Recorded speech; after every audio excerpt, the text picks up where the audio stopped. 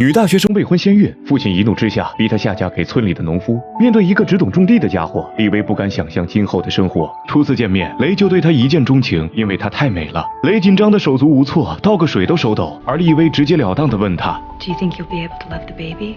I do. 婚礼上，雷很抱歉自己没买戒指，可丽薇根本不在乎。此时她心里只有前男友。回家的路上一片荒凉，丽薇家境优渥，从小住在大城市，从没见过这么偏僻的地方，更别说在这儿生活。下了车，雷养的狗跑来示好，丽薇满脸嫌弃，不想让狗碰到自己。雷把狗关进仓房，然后绅士地帮她开门。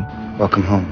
丽薇愣了一下，或许这个男人没那么讨厌。走进门，丽薇注意到雷的家虽然简单，却很整洁。雷给他留出一间最大最宽敞的卧室，还提前在浴室装了热水器。为他的到来，雷用心十足。吃饭时，雷主动问起丽薇的教育情况，这才知道丽薇是考古学研究生。他很想聊两句，但丽薇嘴里的古代名人他都不认识，他们根本不是一个世界的人。更让丽薇失望的是，这个鸟不拉屎的地方连图书馆和电话都没有，只能开车1小时去镇上。看丽薇吃完，雷主动起身收拾碗筷，还拿出了早就准备好的蛋糕。从进门到现在，雷无微不至的温柔让丽薇更加困惑。I was just wondering why you agreed to this. I thought maybe it'd be God's will.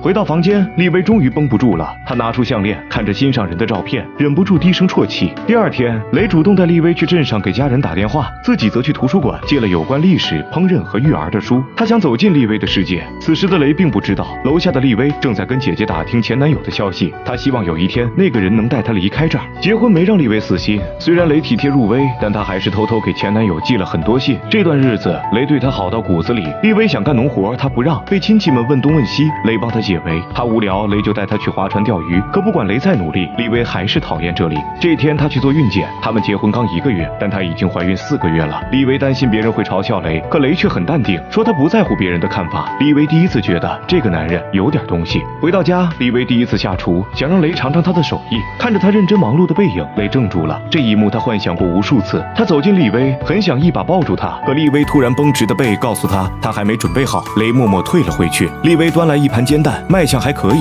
吃起来却一言难尽，是辣到可以去肛肠科的程度。雷不想打击她，忍着眼泪说真香。就在这时，雷的姐夫开着挖掘机赶来。原来丽薇之前随口说喜欢游泳，雷就记住了。Said you like to swim. Dig you a hole. Summertime, you and the children can go swimming. Children? 丽薇惊了，她还没接纳这一切，雷却已经准备和她生儿育女，在这儿过一辈子。看着雷笨拙地开着挖掘机，她突然有点烦。不喜欢一个人，她对自己好都是负担。雷的姐姐好像看出了她的想法。He just wants to please you. 丽薇很矛盾，她无法再回避雷的真心，可是摸摸脖子上的项链，前男友这个幽魂还没完全散去。这天，2个追蝴蝶的女孩吸引了丽薇的注意，原来她们在制作蝴蝶标本。这对日本姐妹以前也上过大学，和丽薇很聊得来。丽薇很羡慕她们可以做自己喜欢的事，而她却被困在这儿。晚上，丽薇和雷提起他们，雷却并不高兴。雷的弟弟是军人，牺牲在了珍珠港，他对日本人没有好感，于是他们第一次吵架了。丽薇很生气，她说雷整天只会聊农作物，只有这对姐妹跟她有共同语言。雷这才意识到丽薇有多厌烦一成不变的农场生活。这晚的家庭聚餐上，姐夫张嘴又是这个话题。I'm considering beans in the North Field. 丽薇默默摇了摇头，雷注意到她的神情，于是没接姐夫的话。可姐夫马上开始追问 Well, what do you think? I've been thinking about Troy. 家人们愣了，特洛伊是啥？丽薇也呆住了。她终于明白雷的用心，她只想让自己开心。这次她接纳了雷的示好，然后主动向家人们介绍特洛伊这座古老的城市。看着侃侃而谈、眼睛都在发光的丽薇，雷笑了。回家的路上，丽薇偷偷看向身旁的男人，如果没有前男友，和他在一起也不错。上楼前，他们互道晚安。也许是夜晚的月光太暧昧，雷忍不住凑上去。丽薇躲开了，她还是放不下过去。这天，丽薇的姐姐来了，一下车直接惊呆，这地方可太破了。看到丽薇身上不合身的衣服，姐姐心疼死了。妹妹哪受过这种苦？她这次来是让丽薇跟她回家。为了说服父亲，她想了个办法，只要说雷是个酗酒的烂人，博取同情，就能名正言顺回家生孩子，而且丽薇还能继续研究考古。这不正是她梦寐以求的生活？没想到丽薇拒绝了，这种谎话她无论如何都说不出口。Ray, no. Ray's the most gentle man I've ever met.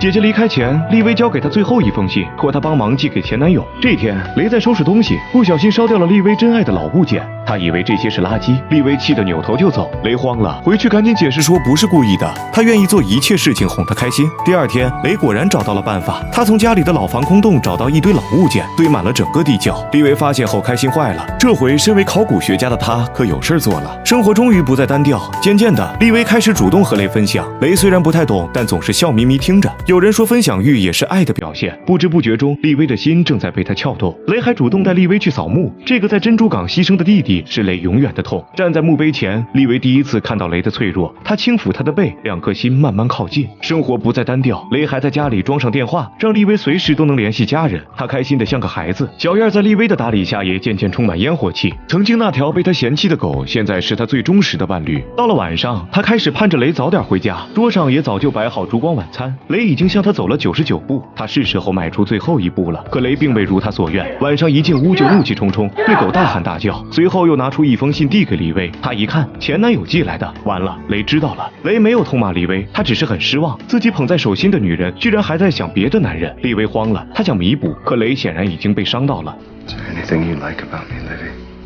丽薇准备离开，她没脸再待下去。她找到雷的姐姐告别，还向她说起前男友的回信。那个男人拒绝承认自己是孩子的爹，为这样一个渣男而伤害雷。丽薇很抱歉，除了离开，她别无他法。姐姐只好尊重祝福。离开的前夜，丽薇在梦中哭喊，雷很想抱住她安慰，却没勇气上前。丽薇第一次对她吐露心事，原来自从母亲去世，她一直很孤独。她以为渣男是个可以依靠的人，才走错了路。雷很心疼她受过的伤害，他想守护丽薇一生。感恩节的家宴，丽薇真心感谢雷的家人，他们无条件包容了她。雷知道这是最后的机会，就算失败，也要让丽薇知道他的爱意。向丽薇表白时，他紧张到声音颤抖。For me, you're the best thing that's ever happened. Livy, you're a fine and talented woman. 雷明白丽薇对考古事业的追求，他许诺会陪丽薇做一切她想做的事。当雷拿出准备已久的钻戒，丽薇被深深感动了。这天，丽薇戴上钻戒，她已经决定和雷共度一生。正当她准备向雷表达心意时，之前结识的日本姐妹突然找来，求她帮忙开车送男友出境。虽然这个男人穿着美国军装，可丽薇还是一眼看出这是个德国战俘，帮他出逃一旦被发现，所有人都会被牵连。可是妹妹苦苦哀求，看着她，丽薇就像在看当初被骗的自己。她假意答应，却把战俘带回了家。一进门，丽薇让他先去换身衣服，然后趁机拿走车上的油桶，再故意把钥匙放在显眼的位置。战俘果然中计，赶紧逃出门开车跑路。可他没想到，车根本开不了多远，车子一发动，丽薇立刻报警。就在这时，肚子一阵剧痛，她要生了。丽薇强忍疼痛，烧掉战俘的衣服，并摘下脖子上的项链丢入火中。当火蛇吞没项链，丽薇告别过去，迎来新生。婴儿顺利降生，雷抱着婴儿轻轻摇晃，嘴里哼着父亲曾唱过的歌谣。电影在丽薇充满爱意的注视中结束。很多时候我们都是丽薇，容易被表象迷惑而忽视爱的细节。比起海誓山盟，也许讲笑话逗你笑，听你说无聊的事，体贴你的脆弱，包容你的不足，这些琐碎又真实的小事，才是平凡岁月里最值得守护的不平凡的爱。